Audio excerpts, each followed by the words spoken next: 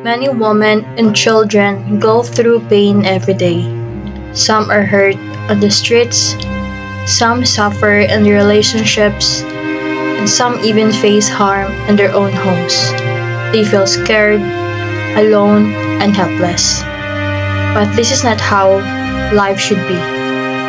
These scenes show real situations that happen to many people.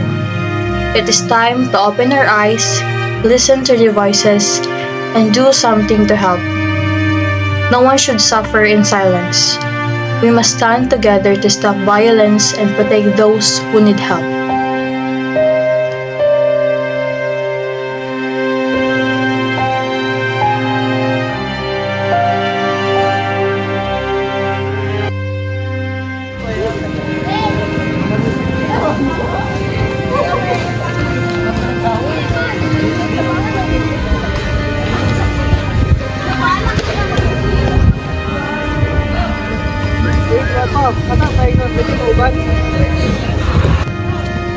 Ay, piling hard to get. Pero nindot kay sa for mamis.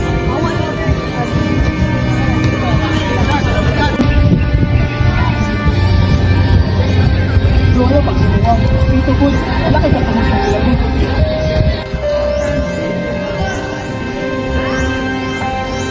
Okay ra ka, miss? Okay ra, salamat. Pero kabal na pa rin ako. Wala na katapos.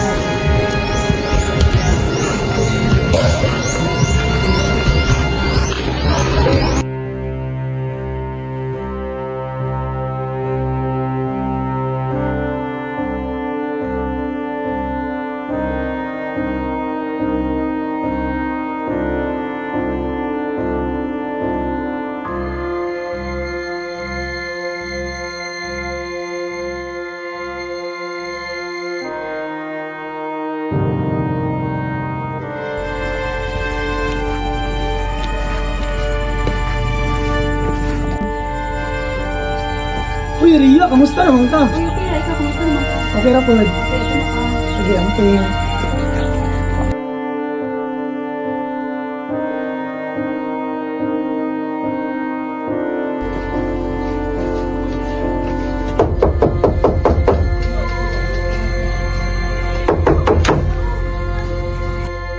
Asa ka gikan, Ria? Kinsa tayo mong kastorya? Di kong trabaho dyan, kapoy na kayo. Ayaw ko bang buhang, Ria? Sakto na dyan, sakit na kayo. Paliyog. Ria. Okay ra ka? Dili ni maong love dyan, dili na ako deserve ng sakitan.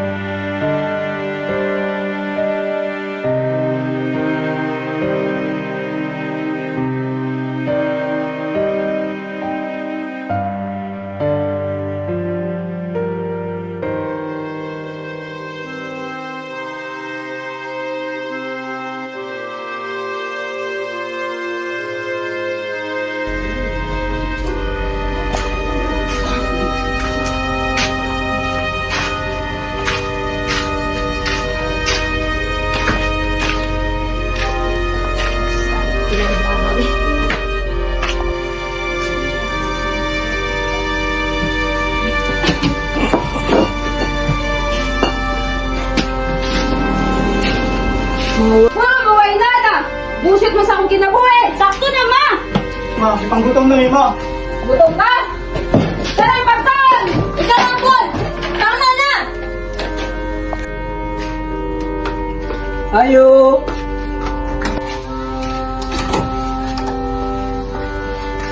May bala na ko ang kamitabo. May nag-report sa mo ah. Kailangan ka na mo dalon. Pasaylo ako mga anak sa akong nabuhat.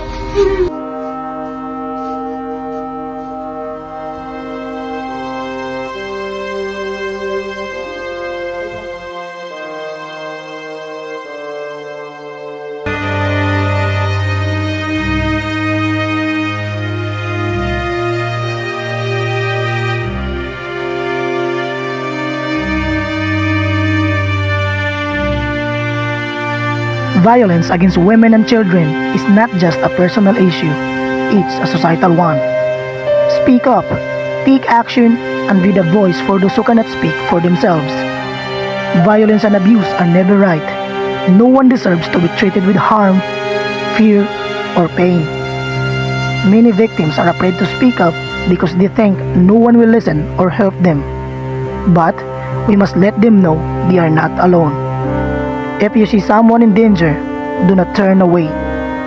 If you know someone who is hurting, offer them support. Even a small act of kindness can change a life. Let us work together to make a world where everyone can feel safe, free, and happy. Change starts with us. Speak up, help, and make a difference.